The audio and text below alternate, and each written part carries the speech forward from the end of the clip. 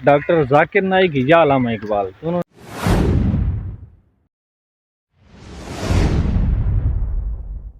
السلام علیکم ناظرین، امید کرتا ہوں آپ خیریت کے ساتھ ہوں گے. کہ میں ایک کالم پڑھ رہا تھا، سہیل وڑائی صاحب جوراباد کے مشہور کالم نگار ہیں، تو انہوں نے لکھا ہے کہ ڈاکٹر ذاکر نائک یا علامہ اقبال. تو انہوں نے لکھا ہے کہ جس طرح کچھ دنوں پہلے ڈاکٹر ذاکر نائک کو پاکستان کے اندر بلایا گیا، تو انہوں نے لکھا ہے کہ اگرچہ علماء ہمارے سروں کا تاج ہیں، اگرچہ اگر وہ عالم نہیں ہے لیکن پھر بھی دین کی تعلیم رکھتا ہے، چاہے جو بھی اس کی سوچ ہے آزادانہ سوچ ہے.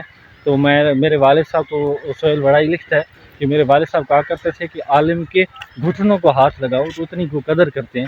لیکن میں اس پر سہیل وڑائی صاحب لکھتے ہیں کہ میں اس پر یہ تبصرہ کرنا چاہوں گا کہ اس وقت جب فلسطین کا مسئلہ چل رہا ہے، غزہ کا مسئلہ چل رہا ہے اور بہت سارے اسلامی ممالک کو دبوچا جا رہا ہے اور اسلامی تعلیمات کو حذف کیا جا رہا ہے، تو کیا اس وقت ڈاکٹر ذاکر نائک کی ضرورت تھی یا علامہ اقبال، جس نے اپنی شاعری کے ذریعے عالم اسلام کو جگایا اور ان کے اسلاف کی تعلیمات کو سے ان کو بہرور کرایا کہ جاگیں اٹھیں اور ہوش کے ناخن لیں اور اپنے اسلاف کی تعلیمات سے روشناس ہوں اور ان کو سمجھیں اور اس پر عمل پیرا ہوں کہ آپ کی جو عروج تھا، آپ کی بلندی تھی، اس سے آپ گر چکے ہیں. وجہ کیا ہے؟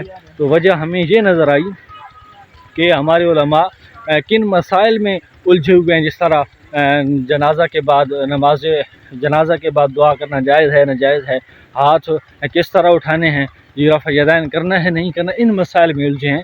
حالانکہ مسائل جو دنیا کے ہیں اور اسلام کے ہیں بہت بڑے ہیں. غزہ و فلسطین کا مسئلہ کوئی عام مسئلہ نہیں ہے، بلکہ یہ اسلام کا مسئلہ ہے، یہ اسلام پہ پہرہ دینے کا مسئلہ ہے. آج ہم اس چیز سے بالکل ناواقف ہو چکے.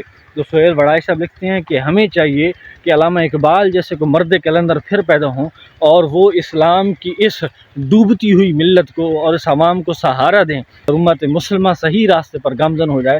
تو آپ بھی اپنی رائے دیں کہ کیا انہوں نے یہ صحیح لکھا ہے کہ ڈاکٹر ذاکر نائک کو آنا چاہیے تھا، یا ہمیں ایسے مرد کلندر کی ضرورت تھی جو علامہ اقبال کی تعلیمات کا پیکر ہو، علامہ اقبال کی تعلیمات کا جانشین ہو. ہمیں اس شخص کی ضرورت ہے. تو آئیں اور ایسے مجاہدین ملت کو ڈھونڈنے کی ہمارے ساتھ کوشش کریں جو اس ملت کو فروعی مسائل کے علاوہ اپنے اصل مسائل کی طرف گامزن کر سکیں. اللہ کریم آپ کا حامی و ناصر ہو. انہی محبتوں اور شفقتوں کے ساتھ ہمیں دیجیے اجازت. والسلام.